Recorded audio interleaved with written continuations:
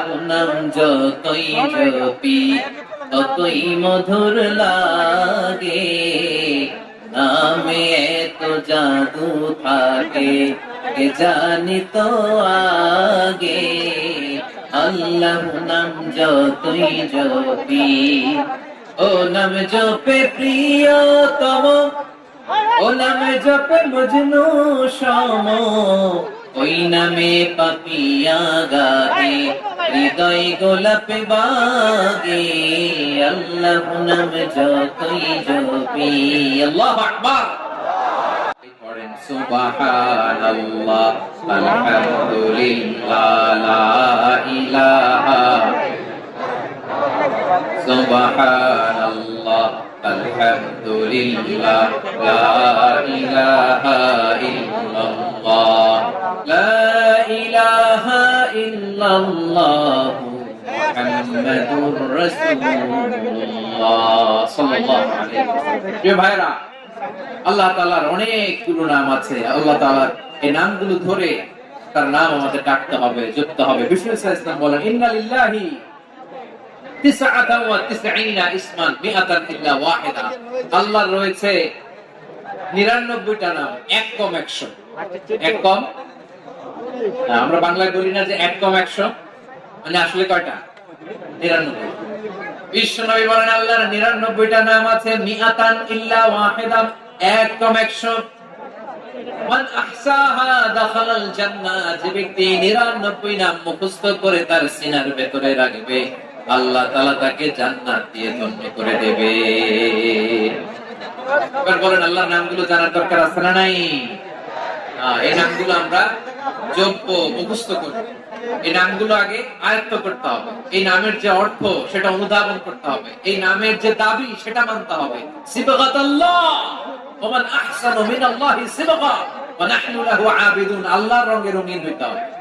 আমার আল্লাহ দয়ালু, আমরাও দয়ালু হতে হবে। আমার আল্লাহ সহনশীল, আমরাও সহনশীলতার চর্চা করতে হবে। আমার আল্লাহ মেহেরবান, আমরাও মেহেরবান হতে হবে। বিষ্ণু ইসলাম আল্লাহর এই চমৎকার সুন্দরতম নামগুলো ধরে ধরে আল্লাহর কাছে চাইবে। আপনি যখন দোয়া করবেন, আল্লাহর নামগুলো ধরে যদি দোয়া করেন, আল্লাহ ওই দোয়া ফিরায় দেয় না। সুবহানাল্লাহ বলেন। আপনি যদি দোয়ার মধ্যে বলেন ইয়া রহমান, সবাই বলেন ইয়া রহমান, ইয়া রহিম, ইয়া হাইয়্যু, ইয়া কাইয়্যুম। আল্লাহর চমৎকার নামগুলো ধরে ধরে যদি আল্লাহর কাছে ফরিয়াদ করেন, আল্লাহর নামগুলো ডাকেন, আপনার দোয়া মুহূর্তেই কবুল করবে কে? বিষ্ণু ইসলাম এভাবে আল্লাহর নামগুলো ধরে ধরে জিকির করতেন, আল্লাহর নাম জপতেন। তিনি বলতেন, আসআলুকা বিকুল্লি ইসমিন হুয়া লাক, আল্লাহ তোমার যত নাম আছে সব নামের ওসিলায় তোমার কাছে ফরিয়াদ করি। সব নামের ওসিলায়। আনসালতাহু ফি কিতাবিক, যে নাম তুমি তোমার কিতাবে নাযিল করেছো। আও আল্লামতাহু আহাদাম মিন খালকিক, অথবা তোমার কোন সৃষ্টিকে তোমার নাম তুমি জানিয়েছো। আও ইস্তাসারতা বিহি ফি ইলমিল গায়বি ইনদাক, অথবা গায়েবের জ্ঞানে তুমি তোমার নিজের জন্য ওই নামগুলো সংরক্ষিত রেখে দিয়েছো। সব নামের ওসিলায় তোমার কাছে চাই। সুবহানাল্লাহ। তার মানে আল্লাহ তোমার যে নামগুলো আমরা জানি এগুলোর ওসিলায়ও চাই, যে নামগুলো আমরা জানি না সেগুলোর ওসিলায়ও চাই। আল্লাহর সব নাম আল্লাহ আমাদেরকে জানায় নাই, কিছু নাম জানিয়েছেন, কিছু নাম তিনি জানান নাই। সুবহানাল্লাহ। আল্লাহ তাআলা তার কিছু নাম কোরআনে উল্লেখ করেছেন, কিছু নাম স্পেশাল কিছু নবীদেরকে জানিয়েছেন, আর কাউকে জানান নাই। কিছু নাম তিনি কিয়ামতের দিন আমাদের সামনে প্রকাশ করবেন যে এইটাও আমার একটা নাম, এটা তোমরা কেউ জানতে না। সুবহানাল্লাহ। সারপ্রাইজ হিসেবে আল্লাহ তাআলা কেউ জানে না। কিয়ামতের দিন আল্লাহ তাআলা সেই নামগুলো জানাবেন। আর কিছু নাম আছে সেই নামগুলো আল্লাহ কোরআনেও বলে নাই, কোন নবীরাও জানায় নাই, কিয়ামতের দিনও সারপ্রাইজ হিসেবেও জানাবে না। ওই নামগুলো স্বয়ং খোদ আল্লাহ ছাড়া কেউ জানে না। এজন্য বিশ্বনবী দোয়ার সময় বলতেন, আল্লাহ তোমার যে নামগুলো জানি, যে নামগুলো জানি না, সব নামের বরকতে তোমার দরবারে চাই, সব নামের ওসিলায় তোমার কাছে ফরিয়াদ করি। সুবহানাল্লাহ বলেন। তাহলে সূরা হাশরের মধ্যে আমরা আল্লাহর মোট কয়টা নাম পাবো দেখি, মনে আছে কিনা? হ্যাঁ, কয়টা? আওয়াজ করে বলেন কয়টা? মাশাআল্লাহ। এই 14টা শোনার আগ্রহ আছে? এই দুই একজন যে ওঠা বসা করতেছেন, এই ডাস্টে তো ডাস্ট অ্যালার্জি হয়ে যাবে ধুলাবালিতে। আসার সময় তো অনেক ধুলা খাওয়াইছেন আমার এই জায়গায়। একটু শান্ত হয়ে বসেন, আমরা শান্ত হয়ে বসি, অল্প কিছু সময় কিছু কথা আলোচনা করবো, তারপর আমরা বিদায় নিব। উঠবো না, কেউ দাঁড়াবো না, উঠবো না। সেই গতকাল থেকে, গত রাত থেকে আমি দেখেছি তো আপনাদের কাণ্ড কারখানা, ভিডিওতে দেখেছি, কাঁথা বালিশ নিয়ে গত রাতে চলে আসছে। অনেক কষ্ট করে অনেক সময় অপেক্ষা করেছেন, আর অল্প কিছু কয়েক মিনিট আপনারা বসেন, আমরা একসাথে বিদায় নিব ইনশাআল্লাহ। তাহলে প্রিয় বারোখালী বাসী, বলেন তো সূরা হাশরের শেষ আয়াতে আল্লাহর কয়টা নামের দেখা মিলবে? সবাই একসাথে আওয়াজ করে, কয়টা? আসুন আমরা শুরু করে দিই। আল্লাহ তাআলা বলছেন, হুয়াল্লাহুল্লাযী লা ইলাহা ইল্লা হুয়া আলিমুল গায়বি ওয়াশ শাহাদাতি হুয়ার রাহমানুর রাহিম। আল্লাহ বলেন, হুয়াল্লাহ, তিনি হলেন আল্লাহ, আল্লাযী লা ইলাহা ইল্লা হু, তিনি ছাড়া কোনো ইলাহ নাই। আছে নাকি? বারোয়াখালীবাসী আওয়াজ করে বলেন তো দেখি, আমাদের ইলাহ কয়জন? আরো জোরে বলে। একজন হইলে ভালো না বেশি হইলে ভালো?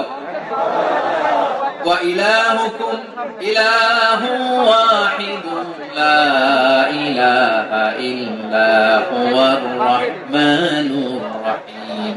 আল্লাহ বলেন, তোমাদের ইলাহ হলো একজন, তিনি ছাড়া কোনো ইলাহ নেই, তিনি দয়াময়, তিনি মেহেরবান। ইলাহ যদি একজন না হয়ে দুইজন হতো, ঝামেলা আছে না নাই? লাউ কানা ফীহিমা আলিহাতুন ইল্লাল্লাহু লাফাসাদাতা। আকাশ এবং জমিনের মধ্যে ইলাহ একজন না হয়ে যদি মাত্র দুইজন হতো, আকাশ জমিন ভেঙে খান খান হয়ে যেত। ঠিক কিনা বলেন? দুইজন ইলাহ হইলে খান খান হয়ে যেত। আমাদের রব একজন হইলে ভালো না বেশি হইলে ভালো? কথা বুঝতেছেন? আরে একজন হলে তো মন জোগায় চলতে পারি না, ঠিক কিনা? হ্যাঁ, একজন, তিনি যে আদেশগুলো দিয়েছেন আমাদের দুর্বলতার কারণে আমরা তো পারি না। যদি 10 জন হইতো, ওই 10 জনকে হ্যাপি করতে পারতাম, তাদেরকে স্যাটিসফাই করা যেত এত সহজে। 10 জনের 10 নিয়ম থাকতো। একজন বলতো আমার সেজদা দিবি সকালে, আরেকজন বলবে আমার জন্য নামাজ পড়বি 3 বার, আরেকজন বলবে আমার জন্য যাকাত দিবি এতবার, আরেকজন বলতো আমার জন্য কুরবানি দিবি এতবার। তাহলে আমাদের জন্য কুরবানি হয়ে যেত, ঠিক কিনা?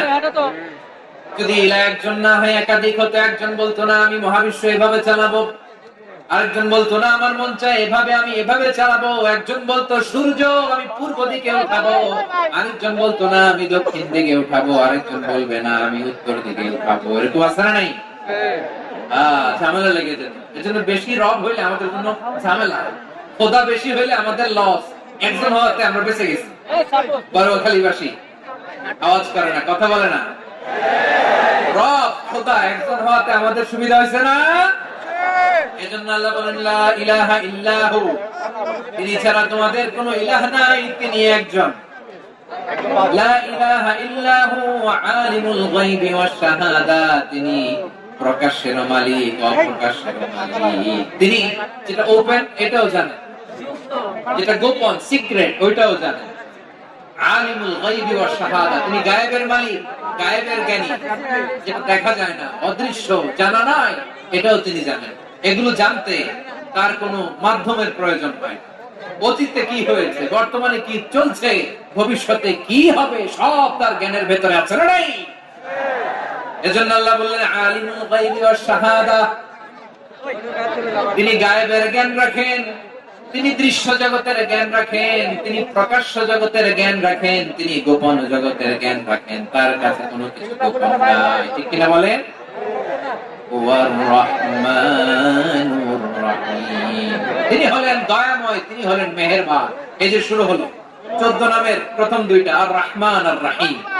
ওয়ার রাহমানুর রাহিম, তিনি হলেন the most gracious, the most merciful, তিনি দয়াময়, তিনি অতিশয় মেহেরবান। সুবহানাল্লাহ বলেন।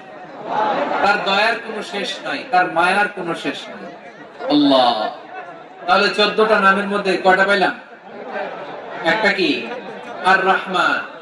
বারোয়াখালীবাসী বুঝে থাকলে আওয়াজ করে বলেন, প্রথমটা কি? আর রহমান। 2 নাম্বার আর রহিম, আওয়াজ করে বলেন 2 নাম্বার আওয়াজ করে সবাই গলা ছেড়ে দিয়ে উত্তর দেন তো, প্রথম নামটা কি?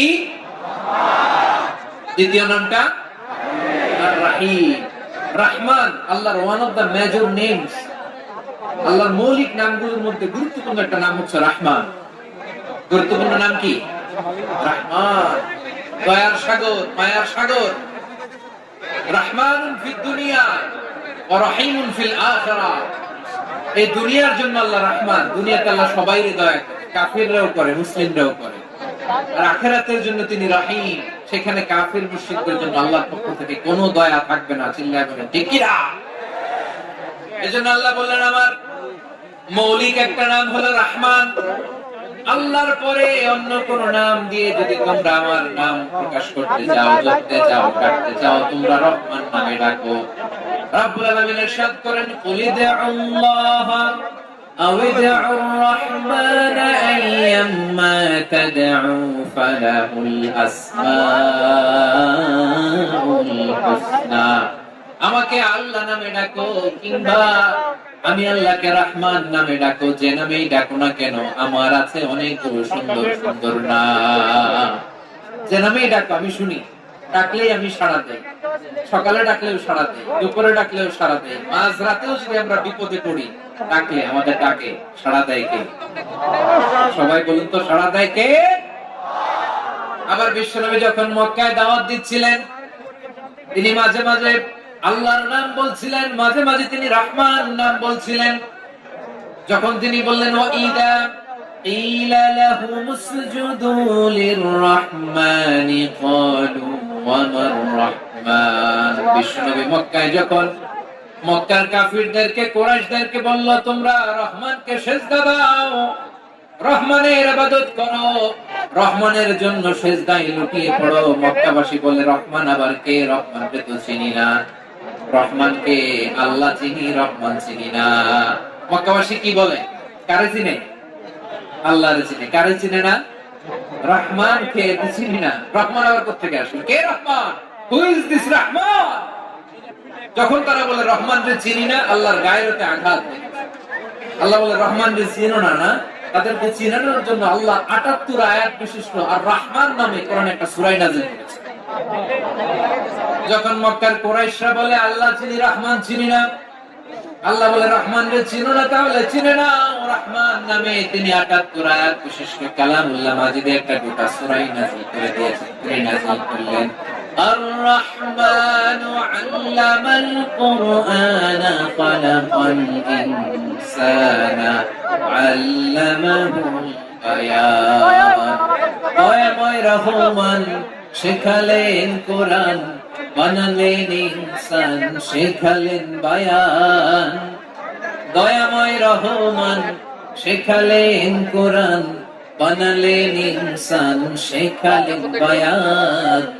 দয়াময় রহমান শেখালেন কোরআন, বানালেন ইনসান, শেখালেন বায়ান। পড়েন আল্লাহু আকবার।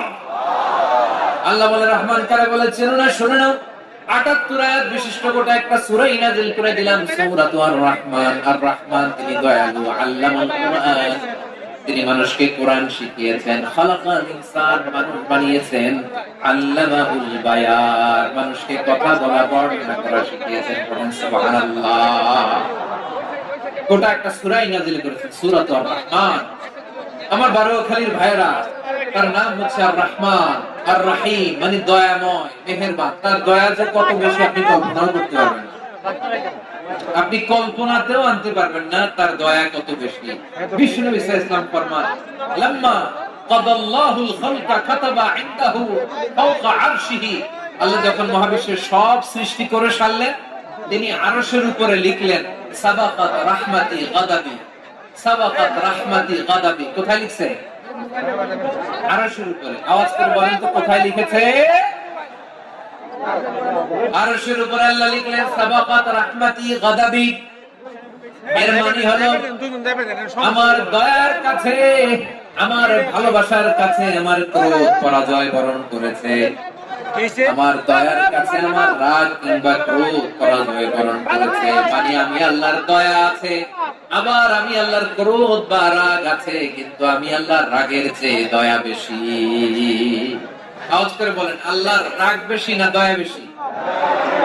আল্লাহর যদি রাগ থাকতো আমরা বাঁচতে পারতাম?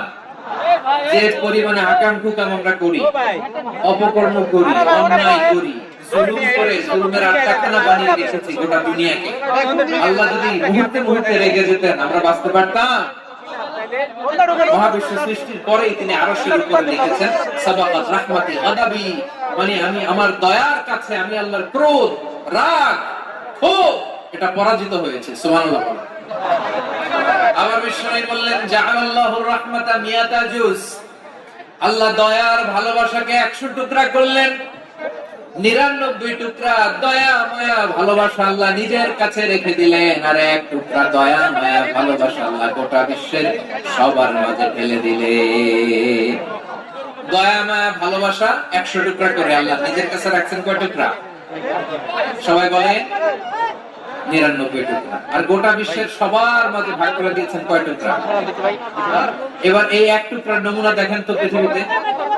স্বামী স্ত্রীর জন্য কত ভালোবাসা, বন্ধু বন্ধুর জন্য কত ভালোবাসা, গার্লফ্রেন্ড বয়ফ্রেন্ডের জন্য গলায় ফাঁস লাগে, আছে না নাই? এই এখন গলার আওয়াজ বাড়ছে ইয়াংদের। হুজুর এখন গার্লফ্রেন্ড বয়ফ্রেন্ডের ভিতরে ঢুকছে, এখন আমরা আছি হুজুর। জেগে উঠছে বালুয়াখালী। দেখেন এই তো কয়েকদিন আগেই তো, কত বছরের 12 না কত বছরের এক মেয়ে, আরে ভাই মাথা নিচে না হইছে না 11, ওই দেখেন সব মুখস্থ দুষ্টু, আর কিছু মুখস্থ না থাকলে এগুলো 11 বছরের, তার কি বলবো, তরুণীও তো না, কিশোরী। এই কিশোরী ভালোবাসার টানে বাপ মা থুইয়া চলে গেছে কোথায়। দেখেন ভালোবাসার আল্লাহ 100 টুকরা করেছেন, 99 টুকরা ভালোবাসা আল্লাহ নিজের জন্য রেখেছেন, 1 টুকরা আমাদের সবাইকে ভাগ করে দিয়েছে। যত পাখি আছে পৃথিবীতে, যত মাছ আছে, যত প্রাণী আছে, যত মানুষ আছে, যত জিন আছে, আমরা সবাই মিলে পেয়েছি ভালোবাসার কয় টুকরা? আর আরশে আজিমের অধিপতি আল্লাহ, তিনি তার কাছে ভালোবাসা রেখে দিয়েছেন কয় টুকরা? তাহলে এবার আওয়াজ করে বলেন, আল্লাহর রাগ বেশি নাকি দয়া বেশি?